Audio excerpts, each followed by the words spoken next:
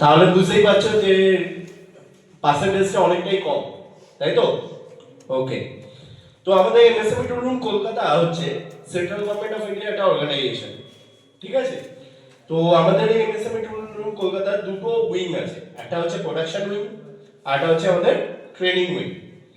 তো production wing তার ব্যাপারে যদি আমরা আগে বলতে যাই, তার আগে আমাদের আরেকটু পিছনে যেতে হবে, যেটা হচ্ছে আমাদের এই এমএসএমই টুল রুম কলকাতা যখন দেশ স্বাধীন হওয়ার পর ডেনমার্ক গভর্নমেন্টের সঙ্গে বা ডেনমার্ক গভর্নমেন্টের কোলাবোরেশনে শুরু হয়, এবং তারপরে আমাদের সেন্ট্রাল গভর্নমেন্ট এই টোটাল ব্যাপারটা হ্যান্ডেল করতে থাকে।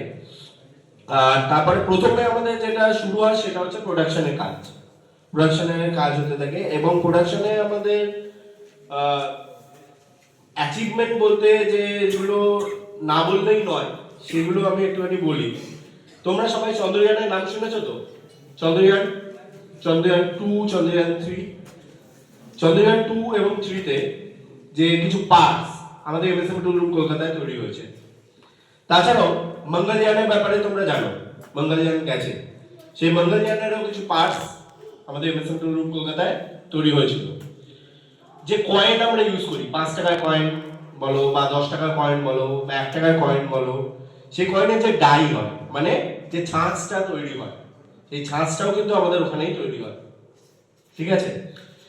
তারপর যে ডিফেন্স পারপাস, মানে আমাদের ইন্ডিয়ান ডিফেন্স পারপাসে যে গান ইউজ হয়, ঠিক আছে, বা যে বন্দুক ইউজ হয়, সেই বন্দুকের যে গুলি, সেই গুলি আমাদের ওইখানেই তৈরি হয়। এগুলো হচ্ছে আমাদের প্রোডাকশন উইং এর কিছু অ্যাচিভমেন্ট, ঠিক আছে? তাছাড়া আরো অনেক কিছু তৈরি হয়, ডিআরডিও প্রচুর কাজ হয় আমাদের ওখানে। তাছাড়া ডিফেন্সেরও প্রচুর কাজ হয়, এই সমস্ত প্রোডাকশন উইং এর কাজ। বাট প্রোডাকশন উইং এর সঙ্গে সঙ্গে আরো একটা উইং আছে, যেটা হচ্ছে আমাদের ট্রেনিং উইং। ট্রেনিং উইং মানে ট্রেনিং যে পার্টটা হচ্ছে সেটা হচ্ছে মানে আমাদের সেন্ট্রাল থেকে বলছে বা সেন্ট্রাল গভর্নমেন্ট অফ ইন্ডিয়া বা আমাদের মিনিস্ট্রি অফ এমএসএমই যেটা বলছে যে তাদের যেটা চাই এই মুহূর্তে সেটা হচ্ছে স্কিল ক্যান্ডিডেট বা স্কিল ইঞ্জিনিয়ার। বাট তারা এক্সাক্ট যত নাম্বার অফ স্কিল ইঞ্জিনিয়ার চাইছে সেই exact number of skill engineer তারা পাচ্ছে না। তো তারা আমাদের একটা দায়িত্ব দেয়, সেটাও কিন্তু এখনই না, রিসেন্ট নয়, এটাও দেওয়া হয় 1976 সালে, ঠিক আছে? তো তারা আমাদের একটা দায়িত্ব দেয় যে স্টুডেন্টদেরকে ট্রেনিং করাও, অ্যাডভান্স লেভেলে ট্রেনিং করাও, যে অ্যাডভান্স লেভেলে ট্রেনিং করলে তারা একবারে কোম্পানিতে গিয়ে বা যেখানেই যাবে বা যেখানেই তাদেরকে পাঠানো হোক না কেন, তারা গিয়ে যেন কাজ করতে পারে। সেই হিসাবে আমাদের শুরু হয় এই ট্রেনিং উইক।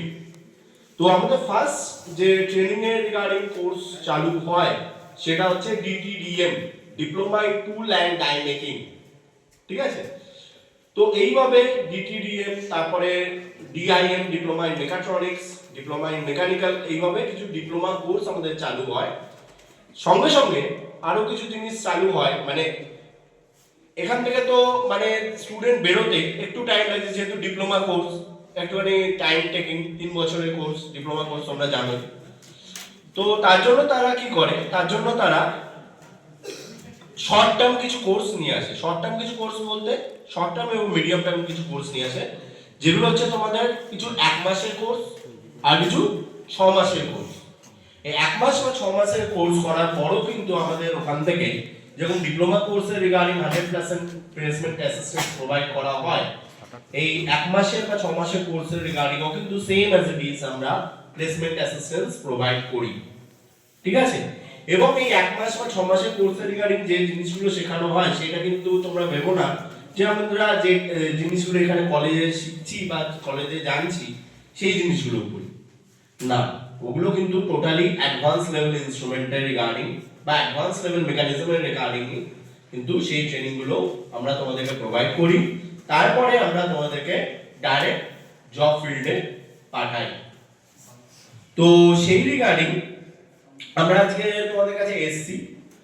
ফার্স্টে তোমাদেরকে আমরা আমাদের ইনস্টিটিউটের ব্যাপারে একটা ছোট্ট ভিডিও দেখাচ্ছি, ভিডিওটা দেখো, তারপরে আমি যা বলার বা আমার যা জানানো তোমাদেরকে আমি জানাচ্ছি।